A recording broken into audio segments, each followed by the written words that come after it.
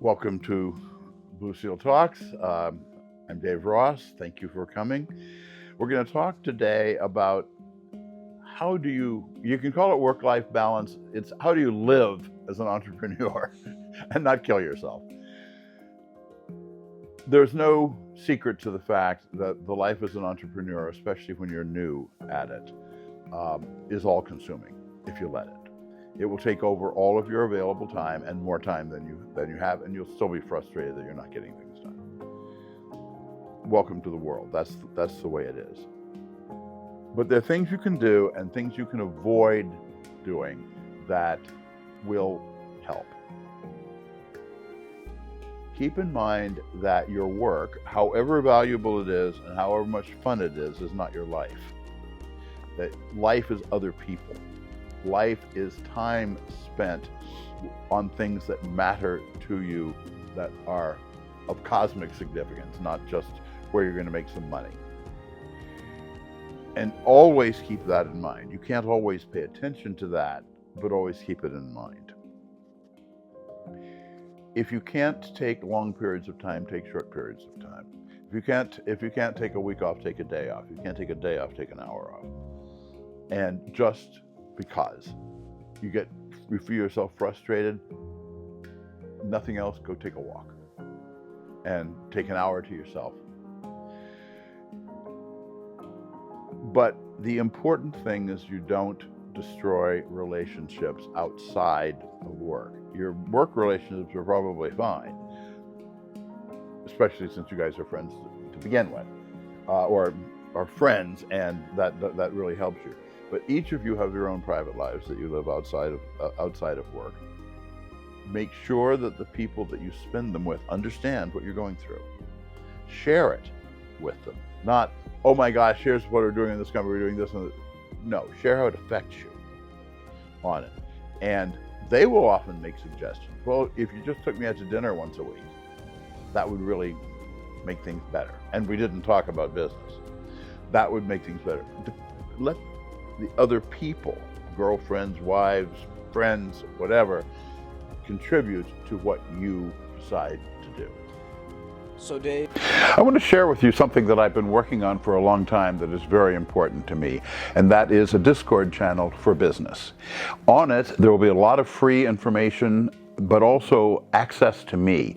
So you can have the ability to ask me questions, and I can respond to your particular problems and difficulties, and also help you get started. I'm really looking forward to being able to interact with you individually on there. I look forward to seeing everybody on there, and I will be waiting for you. Now, let's get back to our video. I recently had a friend that is an entrepreneur, and he was in a 4-year-long relationship with his girlfriend.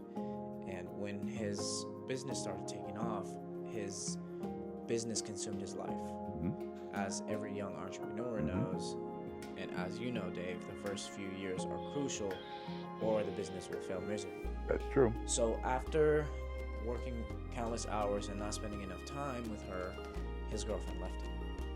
And he was kind of in that mind state where unsure what was the issue, because in his mind he was doing the right thing of starting a business and trying to grow, seeing the long-term vision, but she wanted the affection and wanted to spend the time with him. So he kind of, and this is the conversation that we had, he kind of wanted to tone down on the business and kind of trying to fix the relationship. So what advice would you give to him if he was here? Number one, I'd say don't let it get to that position in the first place. In other words, don't be in the position of trying to fix something that you've broken. Try to do it before it's broken, okay? So pay attention. In other words, get a clue that this person is unhappy with what you're doing. Now, I will be honest, there are times where you have to choose. Do I want to continue with the company? Do I want to continue with this person? That's a horrible choice to have to make, but it's often a real one.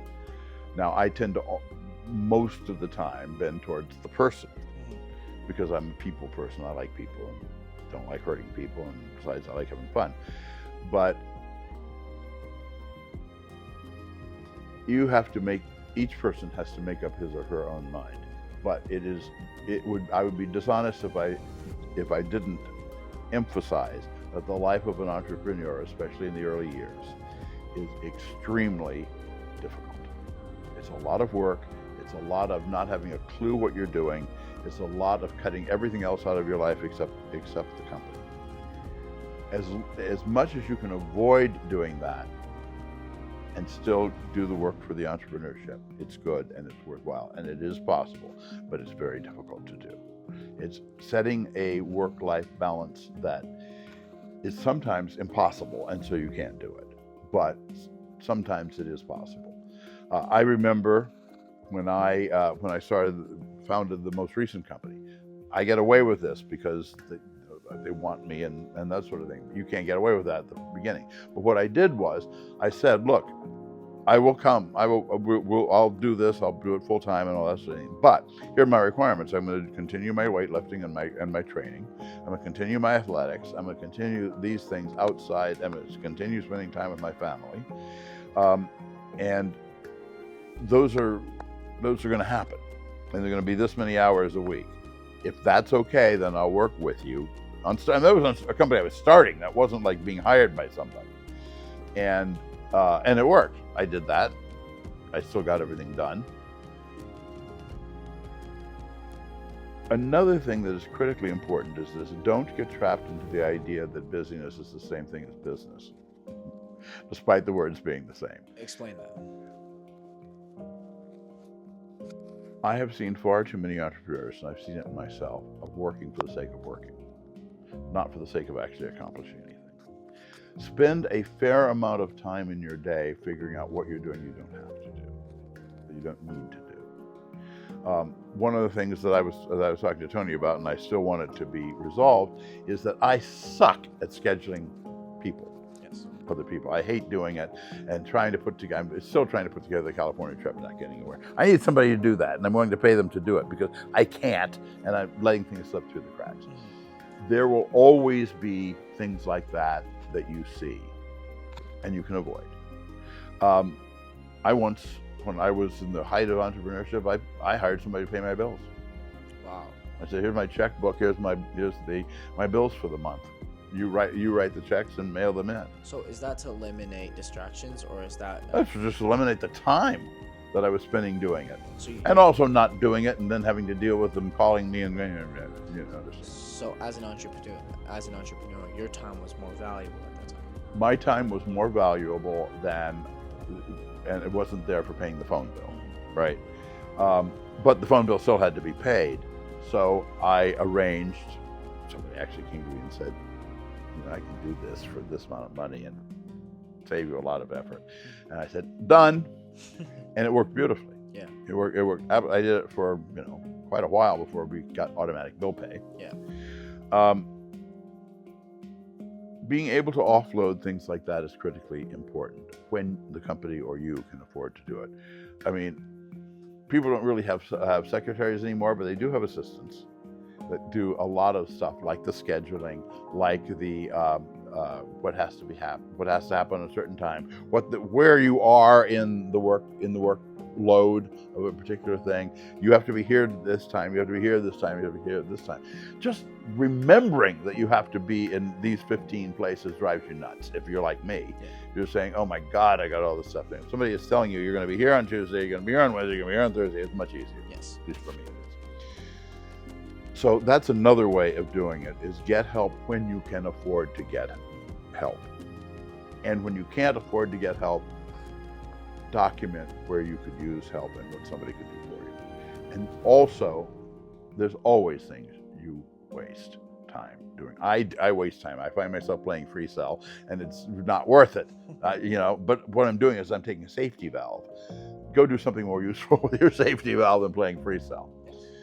So there's no one secret to this, but the most important is that you and everyone that's involved with you understand what you're going through as well as is possible. People who are not born as entrepreneurs don't understand. They never will understand, but they can understand some of it. And make sure that they do understand it, and make sure they understand that this is an issue you care about working out, that the company and the career you're setting up is extremely important to you, but so are they. And work out with them that. Now, it may not be solvable. Just always understand that there are problems that cannot be solved. So how do you know if that person is worth the fight? How do you know if that person is more important than your company, potentially making millions off of that company, and retiring your family, retiring yourself and your kids' and providing for that next generation? I see this a lot of the times where some people will give up on their companies and some people will give up on this entrepreneurship in order to keep a certain person in their life, and they honestly don't end up being together for that longer, and then the company's down the drain, and now the relationship's gone too. There was a reason I didn't get married until I was in my 30s, and the reason is all the things that I was doing in my 20s. And my priorities didn't exactly change, but my ability to get the work done got much more efficient with time. Again, as I said before, I also had as a girlfriend and now wife of 40-something years, a person who was an entrepreneur herself and was in a startup company when I was in a startup company. So we both didn't expect to see each other very often. Yeah. And it worked because we were both dedicated to the same sort of thing. There was a case where she did understand what I was going through because she was doing the same thing. Yes. So I can't tell you who to choose as your girlfriend, mate, or whatever. But you have to make sure it's compatible. And you have to make sure that, that's just the normal rule. You have to make sure it's compatible. One of the things that's critically important to you is your entrepreneurship. Make sure she understands that. That's all I can offer. There's no one solution. And if they don't? Well, then you have to make your mind up. You have to see if you can carve out enough time to make them happy. If they're completely hopeless as far as understanding what you're going through, it will never work no matter what you do. Sorry about that. I wish it weren't true, but it is true. But if they're at all interested in making something work while knowing what's important to you, it can be made to work. But it's going to be, you're going out to dinner once a week or twice a week, regardless of what your company load is, or you're going to take a day off and you're going to spend it entirely with her. All of those things are to be negotiated. So Dave, I'm 23. I just turned 23 a few days ago, actually, and I've been with this girl for a few years. I knew her for 8 years, and then we've been together for 4 years. Mm-hmm. And we have been talking about getting engaged and getting married in our 20s, but the thing is, that was before my entrepreneurship. Mm-hmm. That was when I was working construction, when I had a 9 to 5. Mm-hmm. But it was, it wasn't like a corporate company. It was actually a family business. So I kind of had the sense of owning a business. Sure, of course. So now that I am in a brand new company, starting a brand new company and going through those extensive hours of working, like I was talking to you earlier, that I work 7 days a week.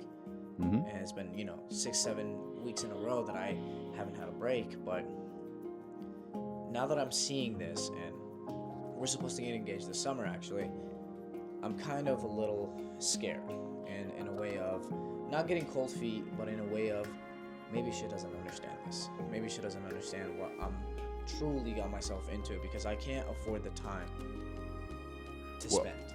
First of all, if you're going into engagement without being scared shitless, your brain's not engaged.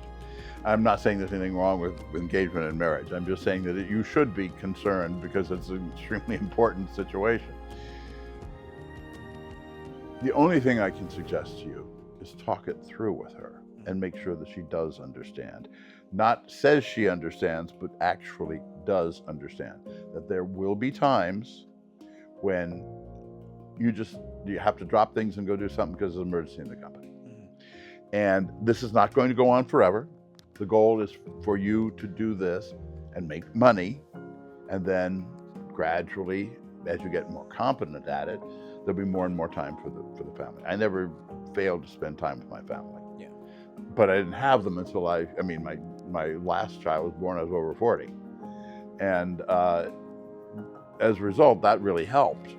But I'm not recommending that for you. If you found somebody that you believe is a good life partner, then go for it, regardless of how old you are. I know people who got married in their teens and made it the rest of their lives. Yes. Not many, but some. Some, very rarely, but some. So the most important thing, I think, is to be open and let her know what you're doing. She may say, I can't live that way. In that case, you have to decide what you're going to do. Yes. But I can't see you working construction. No. And so we have talked a lot. We're all enthusiastic about entrepreneurship. But there are downsides to entrepreneurship. There are reasons that most people work 9-to-5 jobs, because they can go home and leave it. They can shut it off. They can shut it off, and an entrepreneur never can. Yeah. That's one of the prices you pay. There are benefits that come from that, but there are also negatives that come from that. And I've noticed that when I spend time with her, even when I go out, to dinners and when we make reservations, I'm not always on my phone, because when I'm sitting down at a table, I'd like to have a face-to-face conversation with a person, but it's always in the back of my mind where maybe I'm needed, or I have to do this, I have to do that. So I'm never fully engaged in a conversation. When you're with her, especially if the time with her is limited because of the work you're doing, turn your phone off. Turn the phone. Just turn the phone off and leave a message saying, I'll call you back. Just do it. And that you're not going to do that 7 days a week, but if you got a couple hours you're spending with her, turn your phone off. Pay attention to her. She doesn't expect you to pay attention to her 100% of the time. She'd go insane if you did. Well, certainly my wife would. But doing it when you're with her, be with her. Yes. And that means unless she wants to know what was going on at the company, don't talk about the company with her. I don't mean you're avoiding it. I mean that you're talking about her and things you have in common and the things that you're doing together and planning and hoping for. That's what you discuss when you're with her. Give her your time when you give her your time. I see. So it's easier said than done. Yes. And it may be impossible. Yeah. Depends on the person, you and her. Yes. It's very easy said than done, because most entrepreneurs can't shut their brain off. No. Most entrepreneurs have wrecked marriages. Yeah. Which is something that I really don't want to go through. No. But seeing you and but I never did. Your lovely despite wife. my best efforts. You and your lovely wife, you guys have been together for 43 years. 43 years. That's actually very inspiring. But the question is, do you think the 20s is the right time to get married? I know there's no right or wrong time. The right time to get married is when you found the person you want to spend the rest of your life. And you'll get no answer from me other than marriage should be forever. I mean, they don't all work out that way, but that should be the reason you go into it, is that you're planning to spend the rest of your life with this person. And that will become more important as you get older, that you've taken the time to build that kind of a relationship that you want to spend the rest of your life with the person. Trust me on this. Corporate matters will always remain important, but they will lose the knife edge as you go on, because they can, because you're skillful enough, you're efficient enough, you can do the same amount of effort you were doing with a third less time. That third more time can go to your family, and that's plenty. They usually don't want to see you any more than that anyway. So, but bring her along the journey if you can, and decide which journey is more important to you if you can't. I won't wave a magic wand and say this will always work out. It won't. Yeah. but it can work out a lot more often than it does, because if you make sure that everybody who's involved is talking. Yes. And they're on board and they know what's happening. Exactly. And they know what's behind the scenes. And no, I don't think there's anything wrong getting married at 23 or 24 or 25. No, I don't think there's anything wrong with that at all if it's the right person. Yes. Especially for someone like you that's pretty mature already. Thank you. So, you understand your responsibilities. You wouldn't be asking this question if you weren't mature enough to consider it being real. Yeah. And keep in mind that it is always, in my case, I'm being honest despite the fact that I want you working on my stuff all the time. But when I agreed to be to a mentor for you, I agreed to tell you the truth. Yes. Even when it's not to my advantage to do so, okay? I have learned to do that with 40 years of entrepreneurship, more than 40 years. I would say good luck, but it's yours. It's not luck. It's yours to control, Yes. and hers. Same thing is true with family. You know, be there when your kids are born. Be there when your kids have a soccer game. Be there for their damned recitals that they'll do in elementary school. Even though waterboarding is easier than living through those things. Trust me, I've done both. But you have to do it. So It's part of life. it's part of life. Well, thank you for the insight, Dave. You know, you're hitting on one of the cores of entrepreneurship, and then maybe at one point we should do a couple of lectures about the downsides. Yeah. But that's one of the major downsides, is that what happens to the rest of your life. Yeah. And not a lot of people talk about it because it's glorified, it's making money, it's... Well, and it's a lot of fun. Yeah, you make money, you make a lot of fun, and you know, you can get gray hairs at 23. I already have a gray hair in my beard, so... I've already joined the club, Dave. Yeah, well, at least you got hair. Yeah. I'm losing my hair too, slowly but surely, because of the amount of pressure and stress that we go through on daily. Yeah, it just grows where you don't want it. Yeah. But thank you so much, Dave, for... You're very welcome. I will continue to want to talk about this with you as we go ahead doing the mentoring stuff. It's important to me that you have somebody walking with you while you're going through this that's been through it himself, Yes. but that isn't about to judge you. Yeah. So. And you guys can also join the mentorship through the Discord. Dave Yes. did just launch a Discord, and he can directly mentor you through there. And Yeah, look down below and you'll see how to connect to that. he has a lot. Because I can't tell you right now. Yeah, he has a lot of information and a lot of years and years of experience. So this is not just coming from talk from his head. This is actually coming from experience. So thank you so much, Dave. Well, thank you all, and as usual, please like, subscribe, and turn on notifications.